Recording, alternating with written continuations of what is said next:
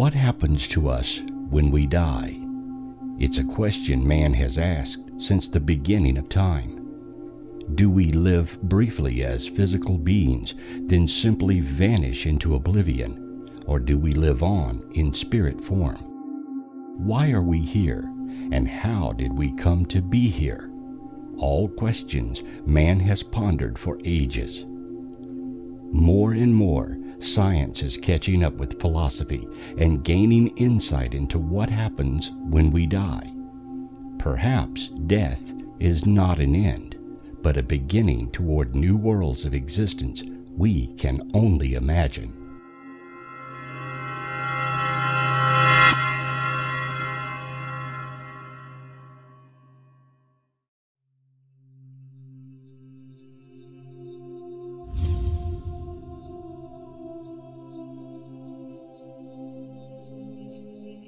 What happens to our minds when we die? Scientists may be closer to answering this question than ever. Researchers at the University of Southampton have completed the largest study ever on near-death and out-of-body experiences, and the results may have big implications on how we view death. A team of scientists led by Sam Perina of the State University of New York at Stony Brook examined the cognitive processes of survivors from a pool of 2,060 cardiac arrest patients during a 4-year observational study. Nearly 40% of the more than 330 survivors surveyed reported some form of awareness during the time that they were considered clinically dead by responding medical staff, all while their hearts were not beating. 1 in 5 claimed a state of prosaic contentment or peace had fallen upon them, while 1/3 reported some form of subjective time dilation. Some 13% felt as though they had physically left their bodies. Nearly 46% of the cardiac arrest patients reported various flashes of memory. 46% had memories with 7 major cognitive themes: fear, animals and plants, bright light, violence and persecution, déjà vu, family. A full 2% described seeing and hearing actual events related to their resuscitation. If memories weren't blurred by sedation and/or brain injury, the team expects that even more of the patients would have reported such experiences. Near-death experiences occur everywhere, in all cultures, in every country, in religious people and atheists, even in children younger than 3 years old. It would be wrong to see them as mere fabrications. It looks like people's consciousness does not annihilate just because they are in the early stages of death. It's a medical paradox.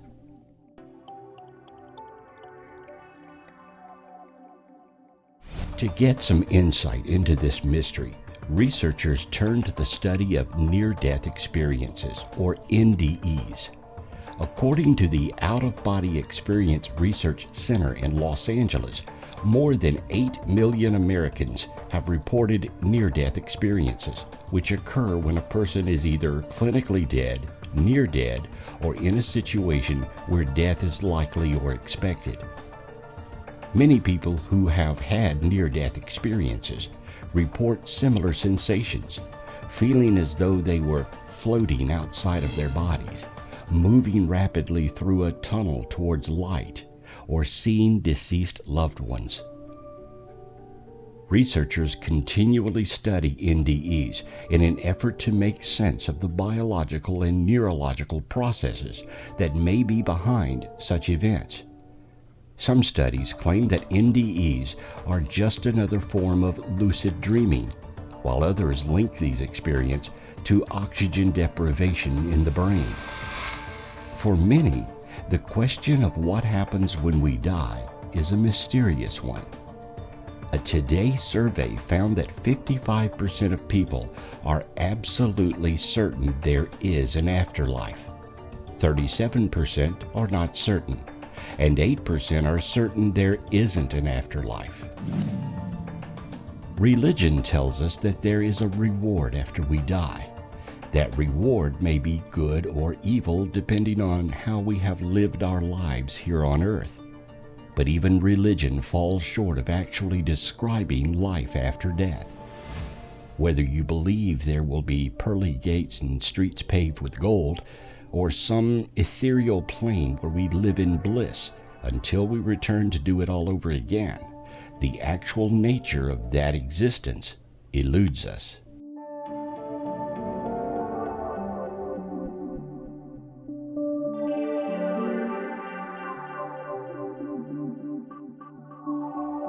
The question is, what is soul? The definition of soul is the spiritual or immaterial part of a human being or animal regarded as immortal, or the essence or embodiment of a specified quantity. Even the definition falls short of telling us just what soul is. We know that if soul exists, it's another part of ourselves. It has no physical form other than the bodies we inhabit. The soul is the self, the I, that inhabits the body and acts through it. Without the soul, the body is like a light bulb without electricity, a computer without software, a spacesuit with no astronaut inside. With the introduction of the soul, the body acquires life, sight and hearing, thought and speech, intelligence and emotions, will and desire, personality and identity. From this, we can determine that, in truth, not just the human being, but also every created entity possesses a soul. Animals have souls, as do plants and even inanimate objects. Every blade of grass has a soul, and every grain of sand. Not only life, but also existence requires a soul to sustain it, a spark of godliness that perpetually imbues its object with being and significance. A soul is not just the engine of life, it also embodies the why of a thing's existence, its meaning and purpose. It's a thing's inner identity. Just like the soul of a musical composition is the composer's vision that energizes and gives life to the notes played in a musical composition, the actual notes are like the body expressing the vision and feeling of the soul within them. Each soul is the expression of God's intent, and vision is creating that particular being. Therefore, if we have soul, or our soul, then we are the expression of some godly force that produced us. If soul is real, then can it separate from the body? Can it move beyond the physical plane into heavenly planes of existence? Can it return to God? To answer these questions, we have one phenomenon that occurs to humans and animals that may reveal this ability. The secret lies in our dreams.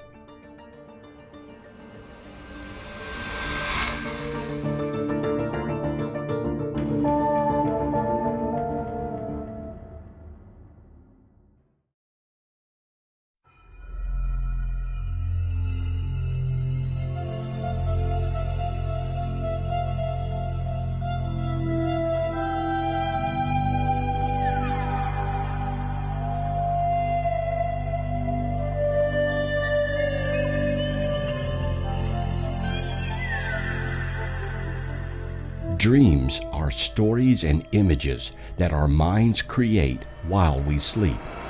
They can be entertaining, fun, romantic, disturbing, frightening, and sometimes bizarre.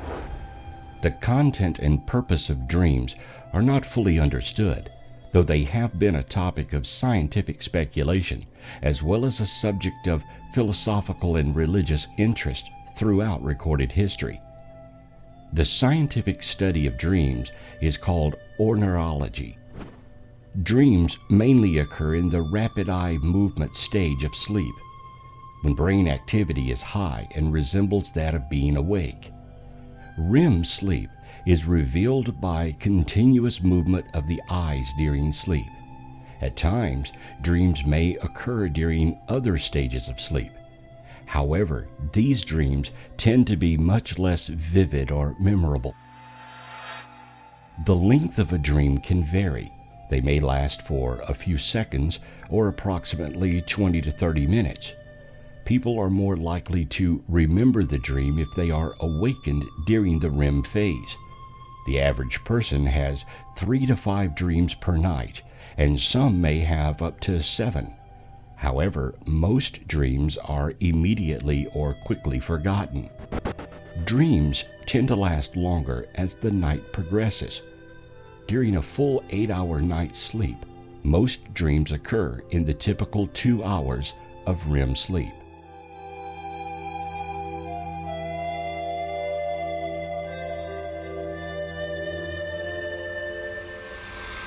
Dreams tend to happen to us rather than us taking control of the dream and using it to explore other areas. As we dream, it's like watching a movie.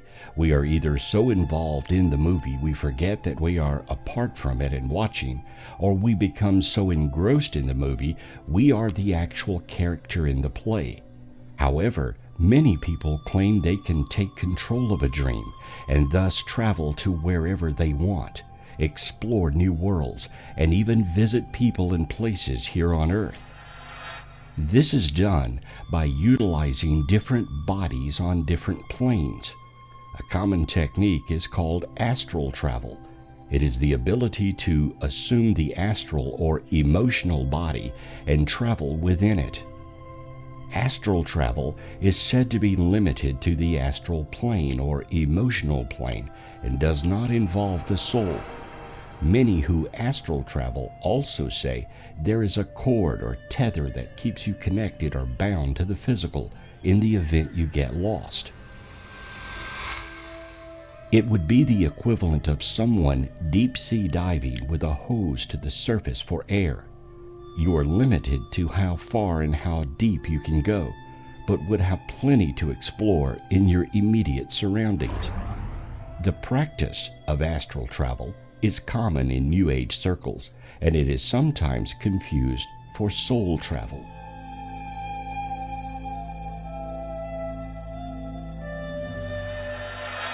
Soul travel is quite different from astral travel.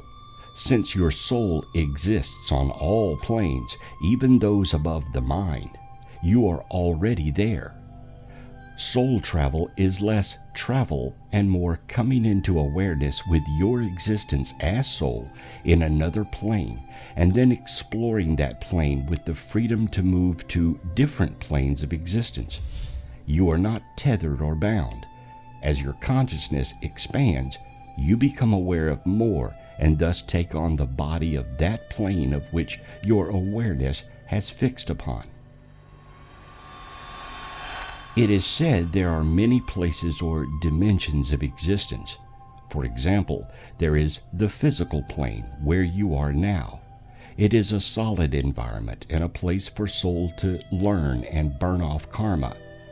Above the physical is the astral, where your emotions and feelings exist. Above the astral is the causal, where your memories are stored. And above the causal is the mental plane, where your mind exists. Beyond the mind is the first of several ethereal planes, or planes that only soul can enter. The mind, emotions, and physical body are left behind, and you are now moving much closer towards God.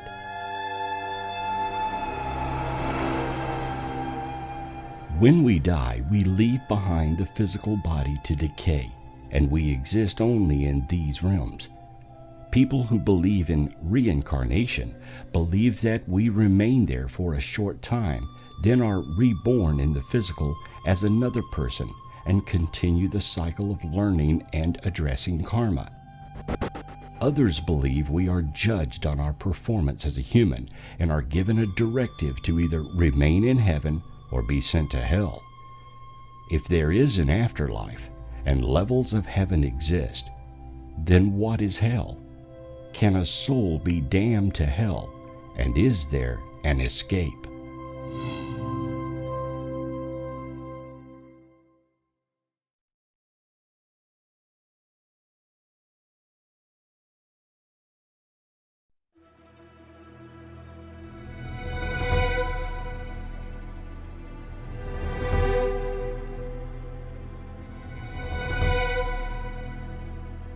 In many mythological, folklore, and religious traditions, hell is a place of torment and punishment in an afterlife.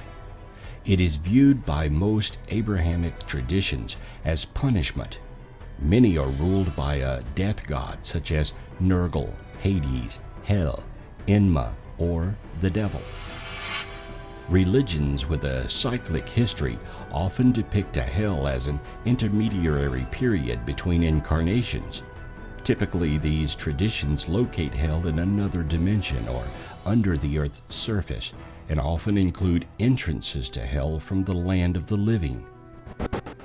Punishment in hell typically corresponds to sins committed during life.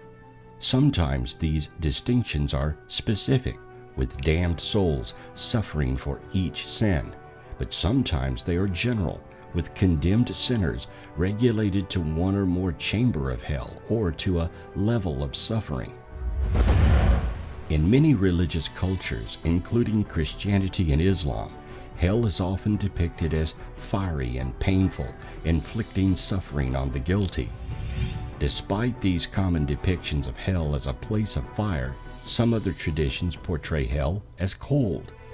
Buddhists, and particularly Tibetan Buddhists, description of hell features an equal number of hot and cold hells. The Aztecs believed that the dead traveled to Mictlan, a neutral place found far in the north. There was also a legend of a place of white flowers, which was always dark and was home to the gods of death. In Wicca, there is no such thing as hell, because Wiccans largely do not believe in the concept of punishment or reward. Although Wiccan views differ among different denominations, Wiccans tend to prefer viewing the horned god and the goddess as gentle deities. Ancient Taoism had no concept of hell, as mortality was seen to be a man-made distinction and there was no concept of an immaterial soul.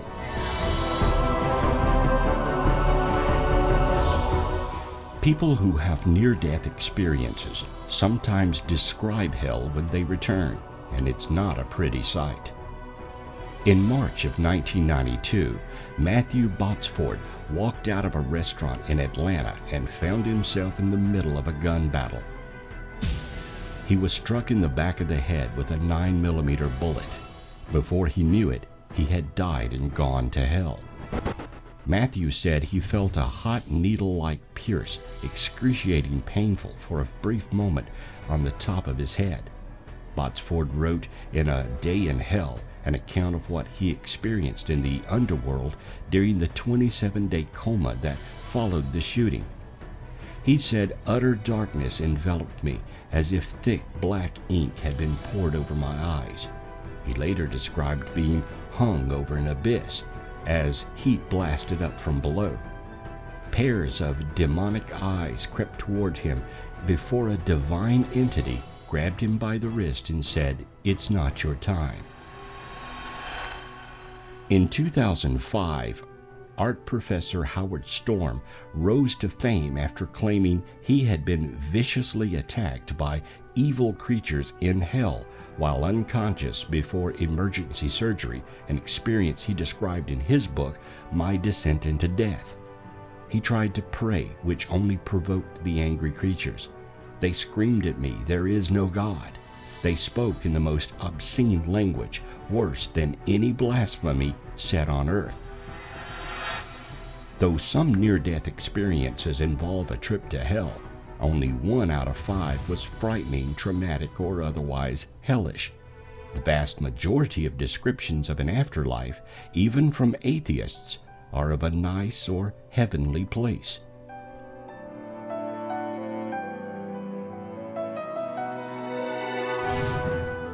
Diagnosed with lymphoma in 2002, Anita Morjani, who considers herself more spiritual than religious, was losing her cancer battle, withering down to just 85 pounds and battling tumors from the base of her skull to her abdomen. She slipped into a coma in February of 2006. She said that's when she died and crossed over to an afterlife. Anita said, "I felt as though I was above my body. It was like I had 360-degree peripheral vision of the whole area around, but not just in the room where my body was, but beyond the room." According to Morjani, the author of the new book, Dying to Be Me, she was reunited in that state with her late father, who told her to turn back. He said that I've gone as far as I can, and if I go any further, I won't be able to turn back. But I felt I didn't want to turn back because it was so beautiful. It was just incredible because for the first time, all the pain had gone. All the discomfort had gone. All the fear was gone. I just felt so incredible, and I felt as though I was enveloped in this feeling of just love, unconditional love.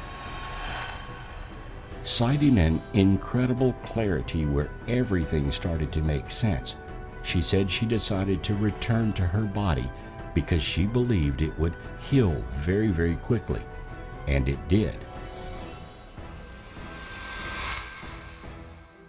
Within 4 days, my tumors shrunk by 70%, and the doctors were shocked. She said, and I kept telling everyone that I know I'm going to be okay. I know it's not my time to die. Morjani isn't alone in connecting a crossing over experience to healing.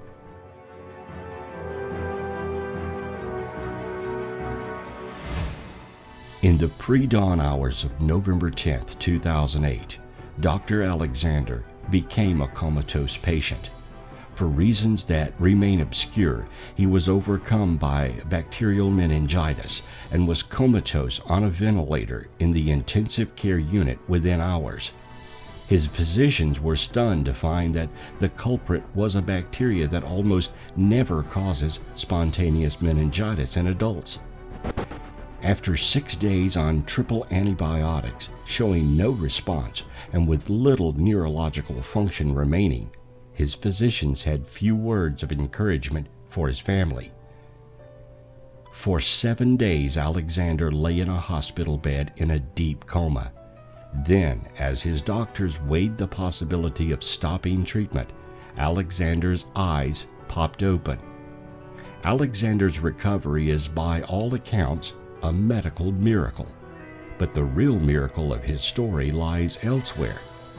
While his body lay in coma, Alexander journeyed beyond this world and encountered an angelic being who guided him into the deepest realms of superphysical existence. There he met and spoke with the divine source of the universe itself. Before Alexander underwent this journey, he could not reconcile his knowledge of neuroscience with any belief in heaven, God, or the soul. That difficulty with belief created an empty space that no professional triumph would erase. Today, he is a doctor who believes that true health can be achieved only when we realize that God and the soul are real, and that death is not the end of personal experience, but only a transition. In 1997, Jeff experienced a horrific automobile accident which inflicted multiple life-threatening injuries, including crushing both his legs. He had 18 surgeries and spent 6 months in the hospital.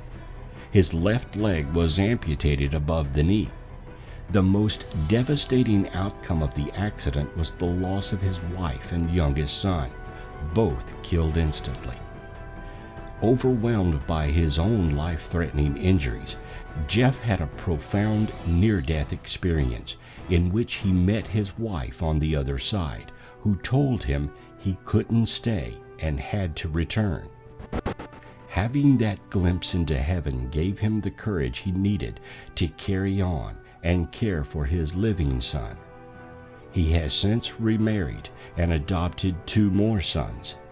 According to Jeff's website, his greatest joy comes from being a husband and father. His mission is to assist people in consciously embracing who they are and the connection they share with others and the universe. The common perception is that if there's life after death, then there must be specific locations for spirit beings to reside in once they leave this earth. In many traditions, these locations are labeled heaven and hell, with the former housing good individuals and the latter hosting those who would be deemed bad. This is, of course, an oversimplification, as various traditions hold certain standards and beliefs that must be met to reach either locality. For example, evangelicals believe that faith in Jesus Christ is essential to gain admittance to heaven. Many believe that ghosts were once physical people, but have remained on earth in spirit form. They either are lost souls trying to find their way to a spiritual plane, or are stuck here because of some closeness to a place or person. You would be hard-pressed to find anyone who has never had some kind of ghostly encounter. From unexplained bumps in the night to full visual apparitions, most of the population will say that ghosts do exist. If ghosts are real, what are they? How do they fit into the afterlife scenario? And can we communicate with the dead?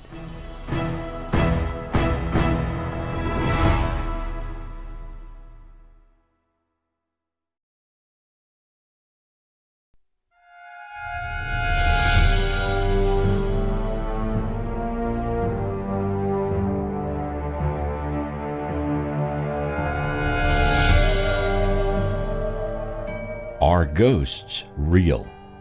People have been asking themselves this question for thousands of years. But despite widespread sightings and stories dating back over millennia, we still have no definitive proof that spirits actually exist. Believers say the skeptics are blind to the evidence that's right in front of them. Skeptics say any paranormal evidence likely has a rational explanation, and those who chase ghosts are fooling themselves. Who is right? Who is wrong? And where is the proof? There has been a great deal of evidence collected over the past decade or so, and the majority of it comes from paranormal investigators. These are people who spend time at an allegedly haunted site with an array of equipment they're hoping will help them acknowledge or even communicate with spirits. Many are available by appointment and are happy to come out and help if you believe your house is haunted. When paranormal investigators come to mind, you may think of the movie Ghostbusters. A better example would be the team of parapsychologists from the movie Poltergeist. But unless you've been living under a rock for the past 10 years, you can probably think of even better examples. The show Ghost Hunters appeared in the fall of 2004. In the first few seasons, they gathered some incredible pieces of evidence.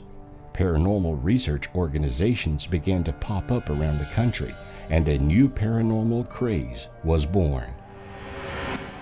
Paranormal investigators use a variety of methods to detect ghosts. One is the study of electromagnetic fields. Humans, like all living creatures, emit weak electromagnetic fields. As we surely remember from our Physics 101 class, energy can't be created or destroyed, but only converted from one form to another. So what happens to our bioelectrical energy when we die? Some people theorize it forms the makeup of what we call the human spirit. Others say the energy simply decays into the environment. Therefore, something like an EMF detector or Gauss meter would be effective for locating human spirits. Gauss meters are devices used by electricians and scientists for measuring electromagnetic fields. But even paranormal researchers are quick to point out that electromagnetic fields alone are not an indicator of activity, and there can be any number of real-world explanations. In fact, high electromagnetic fields in a home originating from buildings' electrical wiring, for example, might even contribute to feelings of fear and paranoia, leading someone to erroneously believe their house is haunted. Unusual thermal readings are another indicator of supernatural activity. Investigators use instruments like thermal imaging cameras to seek out anomalous readings that are hotter or cooler than the surrounding environment, and hopefully these readings are in the shape of a person. Of course, heat implies energy, which a spirit possesses itself or has drawn from the environment. EVP stands for Electronic Voice Phenomenon. In a nutshell, EVPs are allegedly recordings of words and phrases spoken by spirits, often not heard by the human ear at the time of capture. Some researchers use white noise to give the spirits a little help. Digital recorders are used to record spirit voices. Spirits are apparently willing to talk to us if only we listen. Though the possibility of tampering, hoaxing, and errors exist, EVPs are among the most widely reported pieces of evidence. They're particularly compelling when words and phrases relate directly to questions asked, or when the voice references someone in the room. Photos of ghosts have been around about as long as photography itself. Even the ghost of Abraham Lincoln was known to photobomb his wife now and then. In recent years, some fascinating photos have emerged from well-known haunted locations like Eastern State Penitentiary and Waverly Hills Sanatorium. But examples of full-body apparition pictures are hard to come by, and many, such as the Brown Lady of Reham Hall and even Lincoln, are thought to be faked. In modern times, it's even tougher to distinguish faked photos from real. The problem is, pretty much anyone with a computer can edit an image, and some people are so good at it that no one but an expert would know the difference. So does this mean we totally discount photographic proof of the paranormal? Not necessarily, but it does mean we need to strictly consider the source and the motivation behind each picture. Far more abundant than pictures of full body or partial apparitions are photos of mists, fogs, dark shapes, and orbs of light. Lighting conditions, atmospheric anomalies, dust, insects, and even the condition of the camera itself can and does influence photos. Sometimes it seems like paranormal researchers are seeing only what they want to when it comes to light smears in photos or tiny orbs that can just as well be pieces of dust. Other times they may be right to say that the appearance of a sudden mist has no reasonable explanation. Unfortunately, from a scientific perspective, there's very little to rely on when it comes to photographs of ghosts, and far too many variables at work. For this reason, except in very unusual circumstances where there is zero possibility a photo has been tampered with either accidentally or purposefully, and the apparition is very clear to the human eye, most ghost pictures can at best be considered a piece of the overall puzzle and not real proof. Do people live on after death as some form of energy? Are ghosts capable of communicating with us? Have researchers really documented spirit entities in the forms of videos and photographs? Or have we all been duped by unscrupulous television producers and networks just out to make a buck? The evidence is compelling, but certainly inconclusive. Maybe someday a researcher will come up with indisputable proof of ghosts, but until that day we can at best only speculate. Of course, if you've had your own paranormal experience, you already know the truth.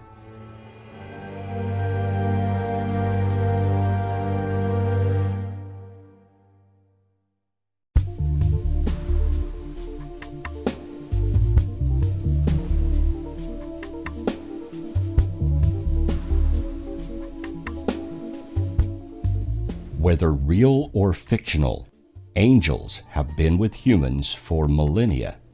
Their mythology will evolve and their presence will continue to comfort.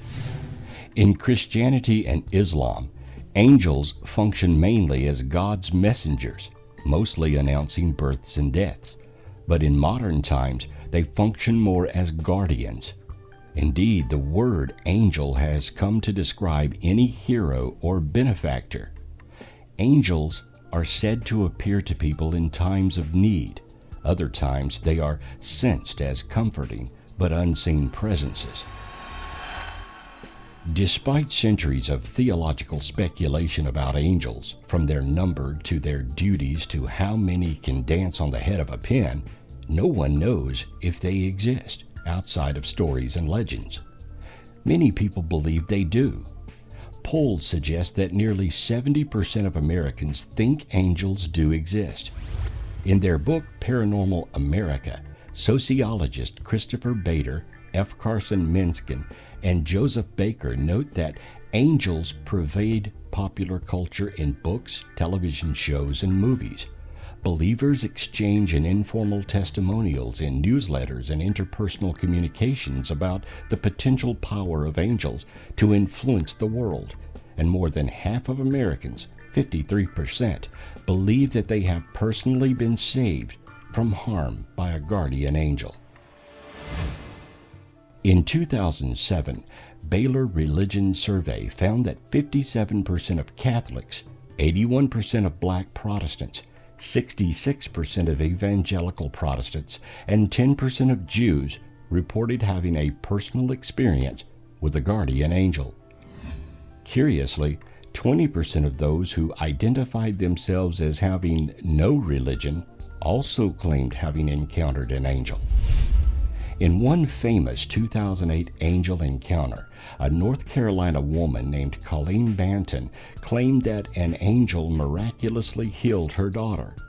While in a hospital's waiting area, Banton noticed that a patch of sunlight appeared through a nearby window and shone in the hallway outside her daughter's room.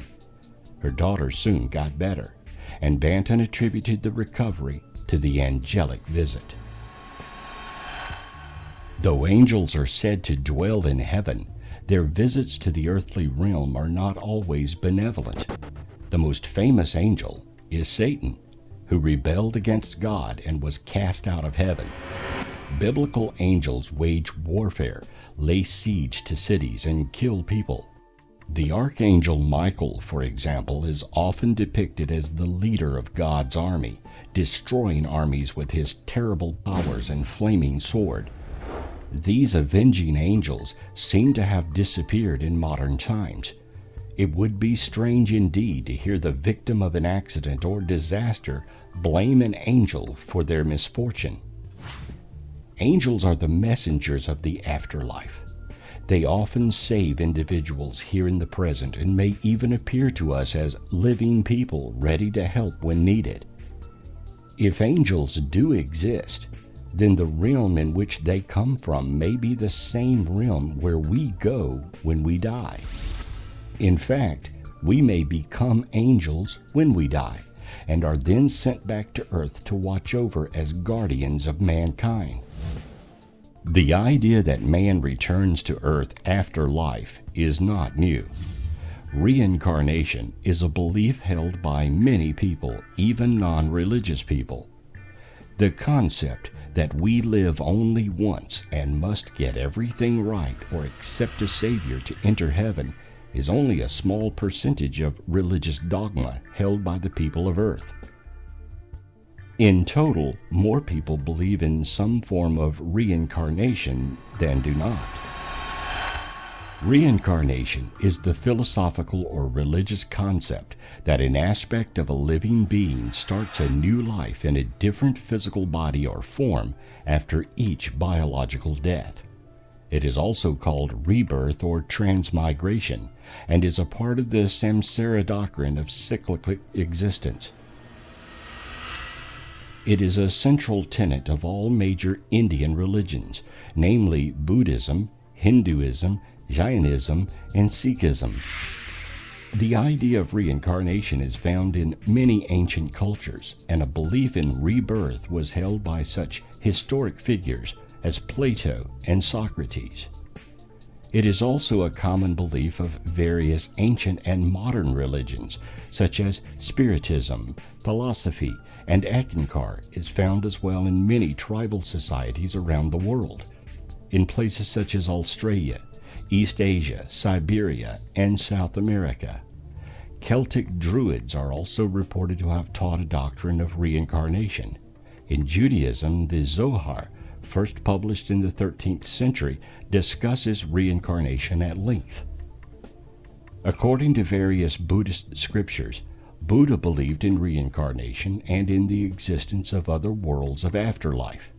Buddha also asserted that there is karma, which influences the rebirth, and that the cycles of repeated births and deaths are endless.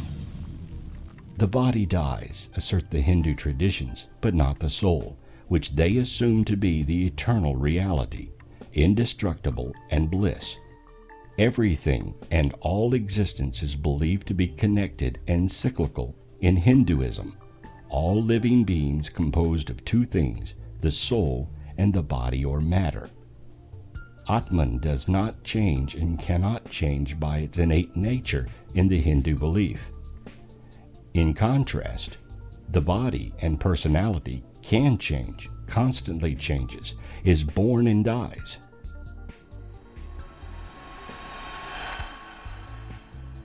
Current karma impacts the future circumstances in this life, as well as the future forms and realms of lives. Good intent and actions lead to good fortune. Bad intent and actions lead to bad future, impacting how one reincarnates in the Hindu view of existence. Reincarnation in contemporary Jainism traditions is the belief that the worldly life is characterized by continuous rebirths and sufferings in various realms of existence. The doctrines of Sikhism teach that the soul exists and is passed from one body to another in endless cycles of samsara until liberation. Each birth begins karma. These actions leave a karmatic signature on one's soul which influences rebirth, states Sikhism, but it is God whose grace that liberates. The way out of the reincarnation cycle, asserts Sikhism, is to live an ethical life, devote oneself to God, and constantly remember God's name. The precepts of Sikhism encourage liberation from the cycle. Though the major Christian denominations reject the concept of reincarnation, a large number of Christians profess the belief. In a survey by the Pew Forum in 2009, 24% of American Christians expressed a belief in reincarnation. In 1981 survey in Europe, 31% of regular church-going Catholics expressed a belief in reincarnation. Islamic scriptures reject any idea of reincarnation.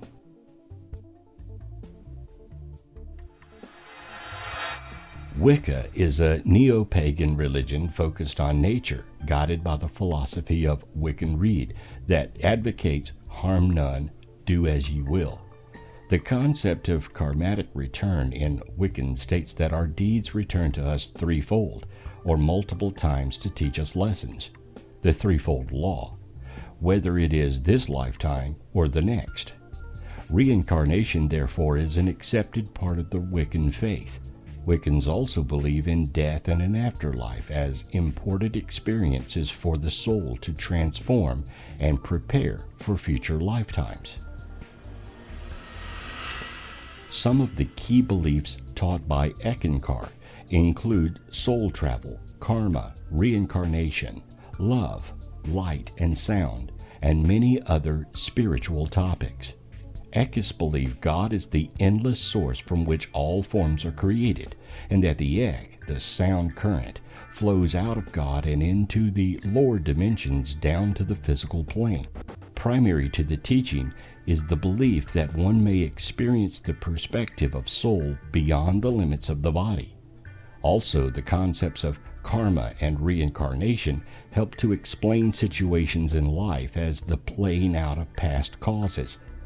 The beliefs that individuals are responsible for their own destiny and that their decisions determine their future are important concepts to Eckankar.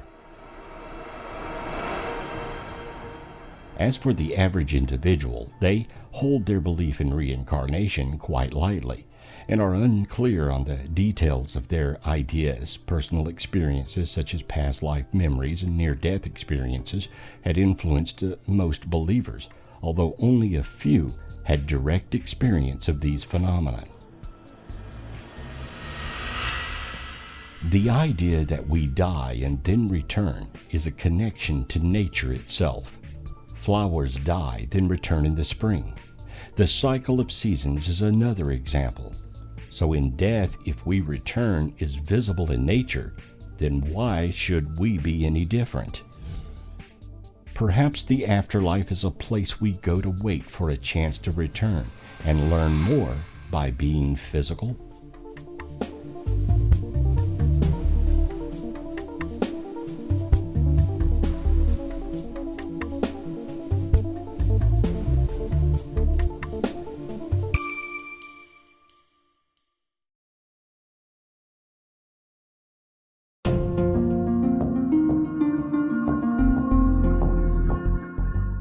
If we are able to leave our bodies at death, is it possible to do the same while we are still alive? Many say, yes, we can. The study of out-of-body experiences suggests that people can indeed leave their bodies at will.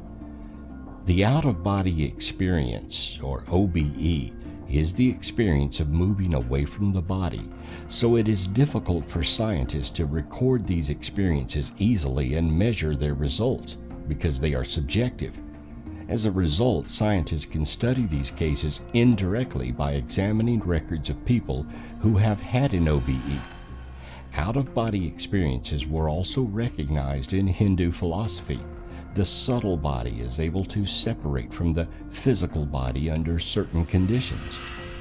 The main characteristic of an OBE is the sensation of floating away from the body or becoming aware that the individual is at a distance from the body. Also, the experiencer might feel another subtle body and gradual or immediate separation from the physical body. Observe it from a distance and see a connection between the astral body and the physical body while being in sleep paralysis state, which makes you unable to move. A number of sensations are followed by OBEs sometimes, which vary from experience to experience. These sensations can occur while being on various altered states, such as meditation, yoga, waking up or falling asleep, and during hypnotic states. Other situations in which OBEs might occur are while undergoing a surgery, during intense physical pain, during near-death experiences, and illness. Some OBEs are stimulated by vivid dreams, specifically when waking consciousness is aroused by some irregularity in the logic of a dream. When one has an OBE while being awake, they experience body vibrations and hear strange sounds and also sometimes a body paralysis. These characteristics while one is asleep are similar to sleep paralysis, which occurs when one is falling into REM sleep or waking up from it. During REM sleep, the muscles of the body are immobilized except the muscles of the eyes. In a study of 107 lucid dreams, it was reported that 9% of them included an out-of-body experience, and also that OBEs during lucid dreams occur often when the individual entered again the REM sleep. Dr. Hornell Hart, who investigated out-of-body experiences and psi phenomena, claimed that the brain is an instrument by which consciousness expressed itself, and not a generator that produced consciousness. Also, Hart claimed that there is strong evidence these individuals, whose consciousness left, had seen scenes and acted at distances far away from their physical bodies. Carlos Bernal, neuroscientist and surgeon, created a methodology for the induction of OBEs by using sensory stimulus along with the training of brain waves through neurofeedback. This technique consists of training the subject to generate gamma waves in the cortex area of the brain, also a mindfulness state, and connect it with unconscious sensory stimulus.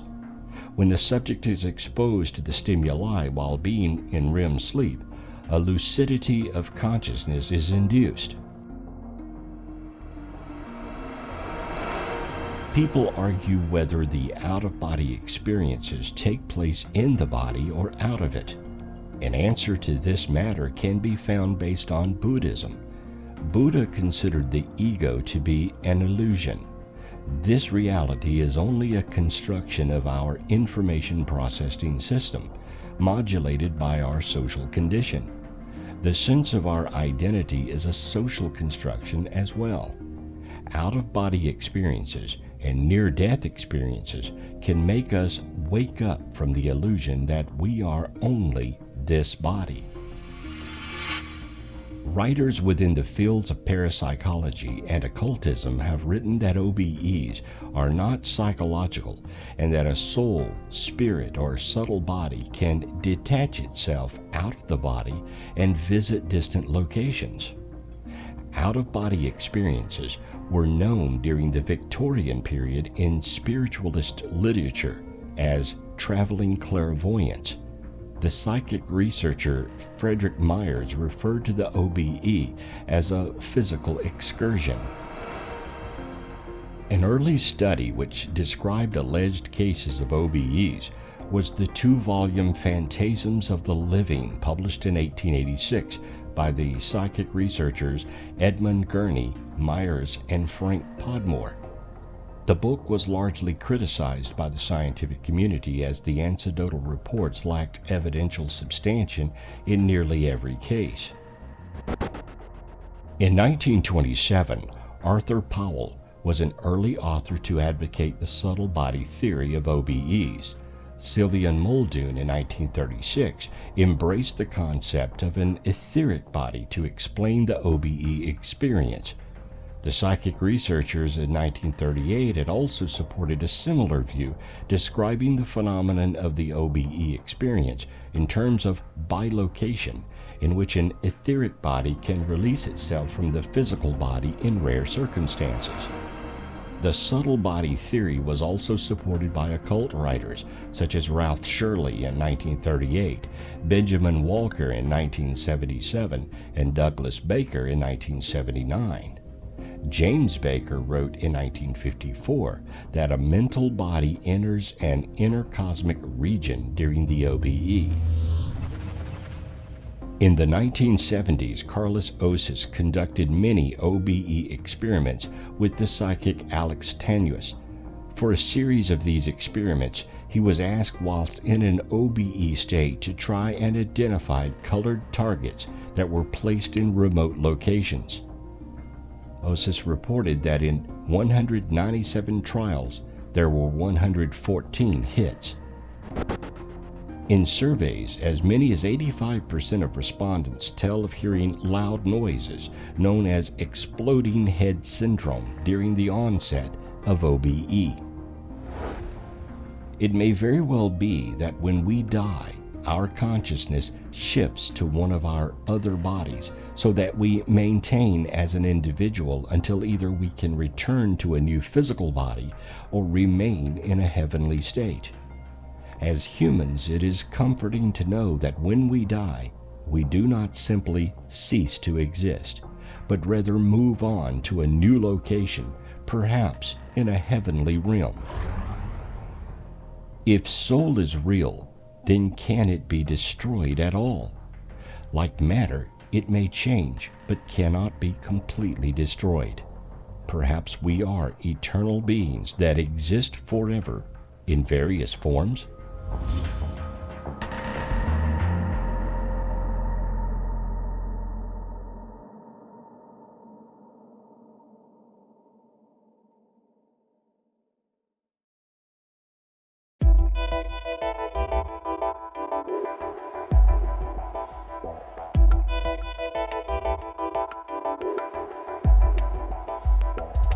Do we survive bodily death? Can our personal awareness transcend physical decay and dissolution? There are no bigger questions, and there is no shortage of answers. Religions offer hope with extravagant promises that are founded on the existence of God. But for life after death, would God be required? If so, where does God fit in?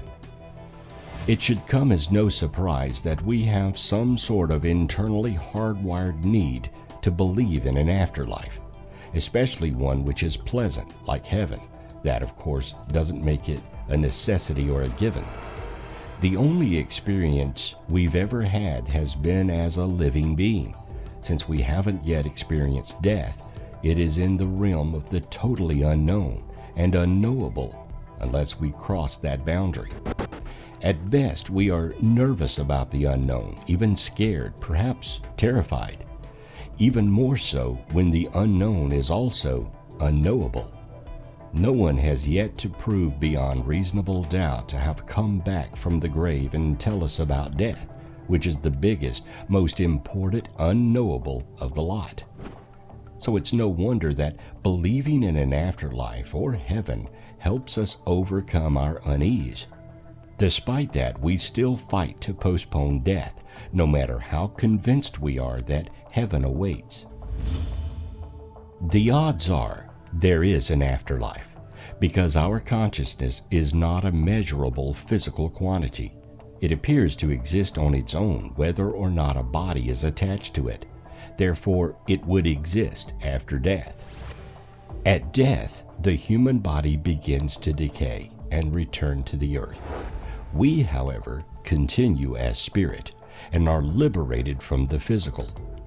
No matter what you believe, you can take comfort in the idea that you will live on in another form.